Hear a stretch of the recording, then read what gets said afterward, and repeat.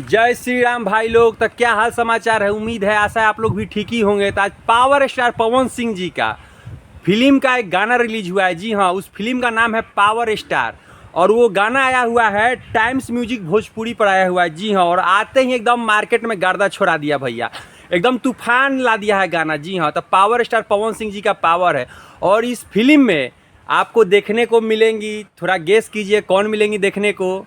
Gas नहीं, guess कीजिए, ठीक है।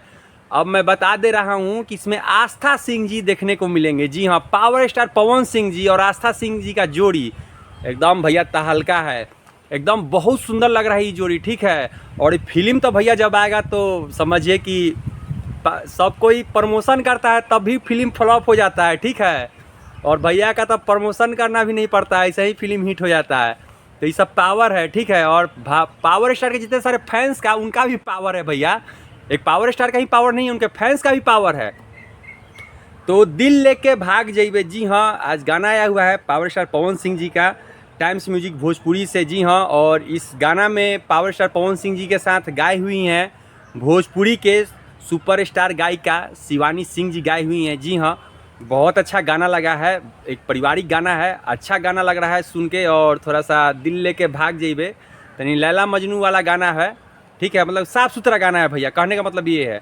और बहुत सुंदर गाना है, तो आप लोग भी इस गाना को एकदम प्यार दुलार आशीर्वाद दीजिए, ठीक है। और गाने का रिस्पांस बहुत अच्छा मिल रहा है, हम गाना सुन लिए हैं, गाना बहुत अच्छा लगा है। गाना का हुक स्टेप भी बहुत अच्छा लगा है, एकदम मस्त है गाना एकदम। पावर स्टार कुछ भी करते हैं भैया तो एकदम मज़ा वाला काम करते हो, कोई भी ऐसा काम करते हैं एकदम लगता है कि हाँ दिल लेके भाग जाइबे। का बोले भैया, इतना सुंदर गाना है, गाना रपचक है, ठीक है, गाना में कोई कमी नहीं है। और आस्था सिंह जी इसमें और चार चांद लगा दी हैं। जी हाँ, बहुत अच्छी लग रही हैं इसमें, इस वीडियो में आस्था सिंह जी।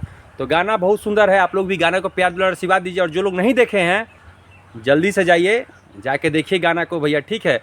तो भाई फिर मिलते हैं, एक नए ब्लॉग से मिलते हैं, नए वीडियो के साथ मिलते हैं, ठीक है। और जो लोग हमारे चैनल को सब्सक्राइब नहीं किए तो प्लीज़ हमारे चैनल को लाइक शेयर और सब्सक्राइब कर दीजिए।